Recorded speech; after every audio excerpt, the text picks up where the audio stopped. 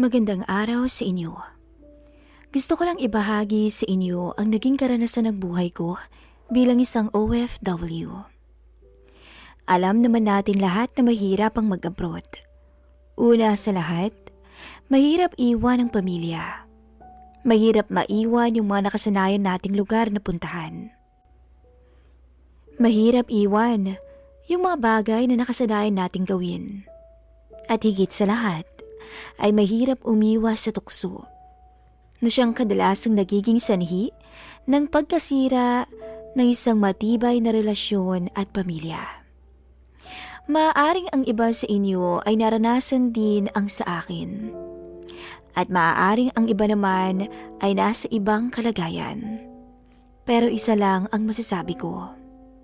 Ito ngayon ang araw-araw kong pinaglalabanan bilang isang OFW. Ang mahulog sa ibang babae at magkasala. Itago niyo na lang ako sa pangalang Juan.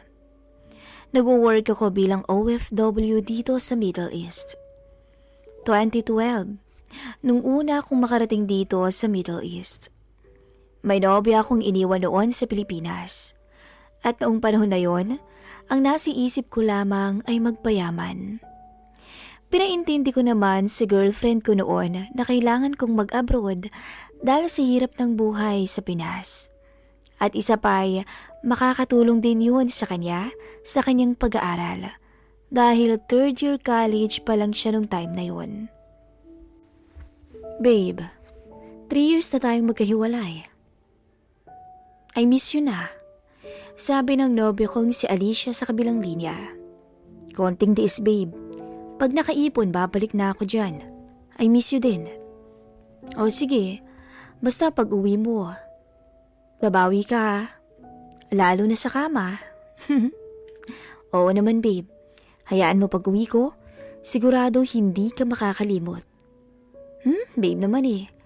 Lalo lang kitang namimiss yan. Ganon kami maglambinga ni Alicia. Hindi nga lang madalas kaming nagkakausap na. Masyado na kasi akong busy at pag-uwi ko'y pagod na rin. Isa pa, busy rin siya sa Pinas at may pinagkakaabalahang maliit na negosyo. Ilang taon ding natuon ang atensyon ko sa trabaho para na rin sa aking pangarap. To cut the story a little bit shorter, lalo kong pinagbuti ang sarili ko sa trabaho. At dahil doon, na-promote ako bilang isang manager. Nung naging manager na ako, pinayagan ako ng company namin na mag-leave out o yung tumira sa labas ng kumpanya o company accommodation. At lumipat ako sa isang bilya. Ang napili ko, yung tinatawag nila na partition o yung kwarto sa loob ng isang kwarto. Kung OFW ka, alam mo ang sinasabi ko. Natsyempo na ang kapartition ko ay si Joy. Isa ring OFW na katulad ko. Nag-work naman siya sa isang parlor. Dahil unang beses, naninirahan ako sa ganoong bahay, sobrang ingat ko sa galaw ko. Dahil nahihiya ako na baka makaistorbo ako. Isang araw, maaga akong umuwi from office. As usual routine, pagdating ko ng bahay, diretso sa room, sa partition ko.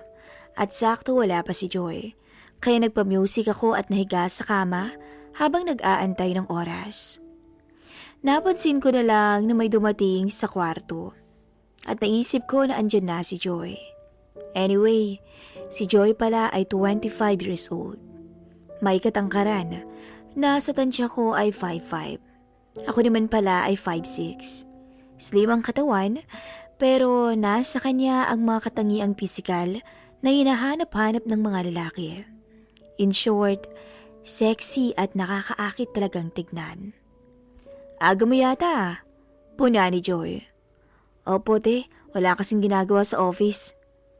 Hala, ate daw, Joy na lang. Hindi ako sanay sa formality. Kumain ka na? Sabi niya. Hindi pa nga eh. Papahinga lang saglit. Sabay ka na sa akin. Yung ibang kasama natin mamaya pa darating para may kasabay ka naman. Lagi ka na lang kasing late dumadating. Tapos na kaming kumain. Wala ka tuloy nakakasabay. Dagdag pa niya. Sa totoo lang kasi, late talaga akong umuwi at pagdating ko, halos lahat na ay nasa sarili ng kwarto. Sige Joy, salamat ah. Sakto namang aalis ako ng partition ko para mag-CR. Napansin ko na nakabukas ng kaunti yung pintuan ng partition ni Joy. Sa pader nakasabit yung isang salamin at nakita ko siyang na nakaupo sa kama niya hawak ang cellphone niya. At nagulat ako dahil naka-undis lang siya. Feeling ko lalagnatin ako ng mga oras na yun dahil hindi ko talaga inaasahan yun. Maya-maya, tumuloy na ako para mag-CR. Pagkatapos mag-CR, ay bumalik agad ako sa kwarto ko. This time, sarado na ang pinto ni Joy. Sobrang kabado ako dahil baka nahuli niya ako at nagalit siya. So tahimik lang ako at tinatansya ang sitwasyon. Pero hindi pa rin maalis sa isip ko ang napagmasdan ko kay Joy. Sobrang puti at kinis ng katawan niya. Dagdagan pa ng may maamong muka. Maya-maya, narinig ko na lang na tumayo siya at lumabas. After ilang minuto, tinawag niya ako para kumain. Lumabas na rin ako para hindi niya isipin na bastos ako. Pero nagulat na naman ako nang mabungaran siyang nakatalikod sa may lababo at sobrang nakakaakit. Sa suot niyang cotton shirt na sa sobrang iksi, halos maaninag na ang lahat sa kanya. Sobrang natuon ang pansin ko kay Joy at alam ko sa sarili ko na nababastos ko na siya ng palihim sa aking paningin na ayaw pa rin magpaawat. Pero para hindi halata, umarte ako na parang wala lang nung humarap siya sa akin. Nakakahiya naman, naistorbo pa kita, sabi ko. Ano ka ba? Masanay ka na. Ganito talaga dito. First time mo bang mag-live out? Oo kaya nakakapanibago. Lalo na't hindi ko alam yung routine. Okay lang yan.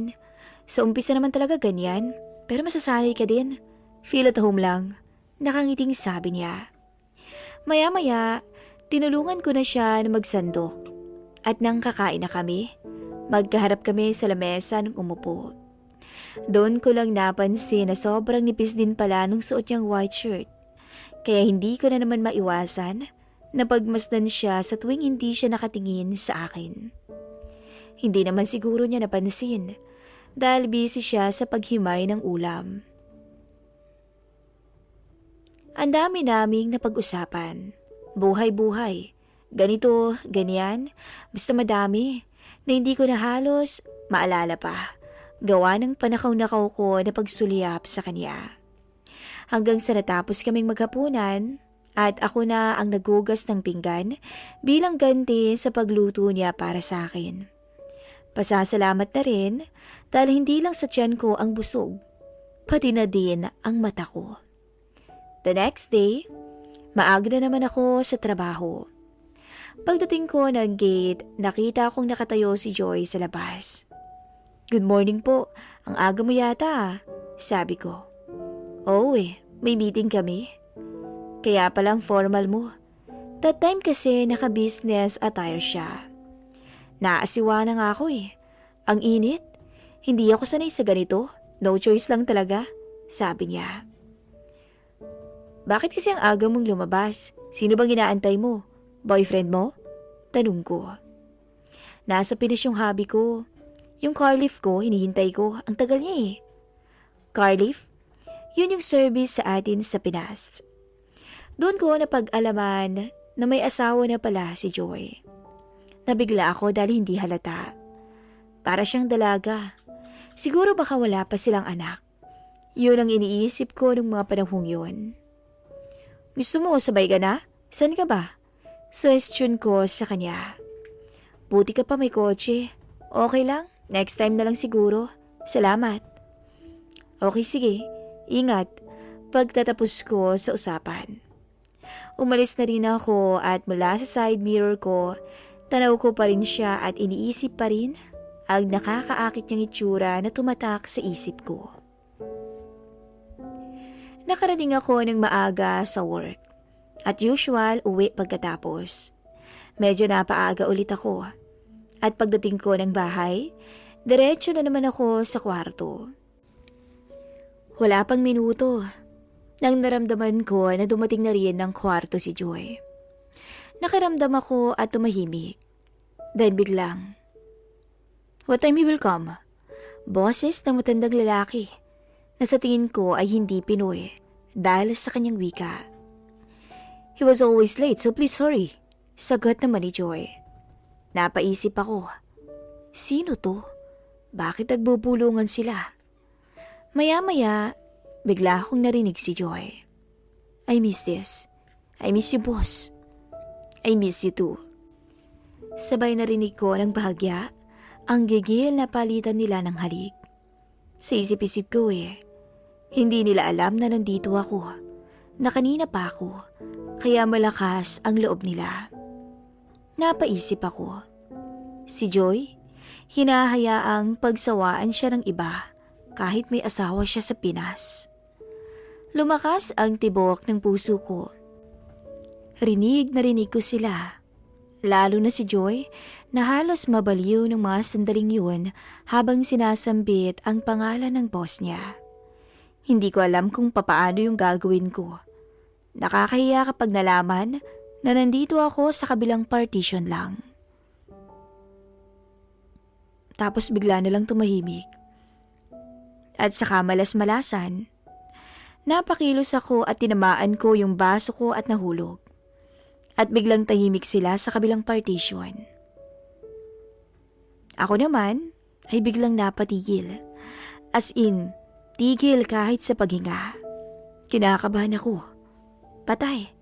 Hindi ko alam kung anong sasabihin ko. Kahit ganoon, alam kong hindi pa rin sila nagpaawat. Dahil may naririnig akong pagkilos mula sa kabila, pero walang nagsasalita. After nun, dinig ko ang pagbukas ng pinto ng partition, tapos pinto ng silid. Napapaisip ako, anong sasabihin ko? Kinakabahan ako. After ilang minuto, bumukas ulit yung pinto ng silid. Tapos pinto ng partition niya. Akala ko, hindi siya magsasalita pero tinanong niya ako. "Kanina ka pa ba dyan, Juan?" "Hindi po, halos kararating lang." Pagsisinungaling ko. "Ganun ba? Kain ka na." "Masama pakiramdam ko kaya matutulog na muna ako," sabi niya. "Sige po," maiksing tugon ko. Sa isip-isip ko, masamang pakiramdam or pagod kay boss? Simula nung gabing yun ay parang naging mailap sa akin si Joy.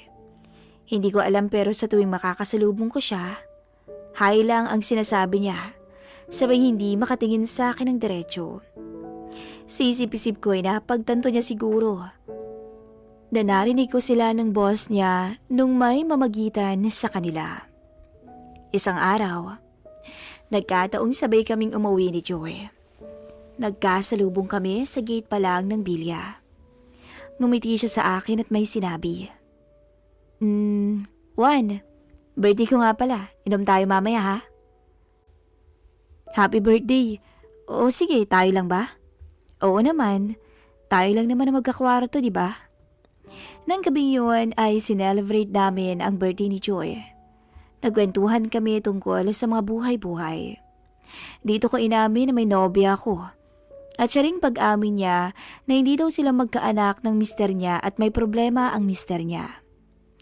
Nakatatlong beer na kami at halatang lasing na kami pareho. Dahil namalayan ko na lang na nakasandal na si Joy sa aking balikat. Para kaming magkasintahan ng time na yun. Nang biglang bumulong si Joy sa akin.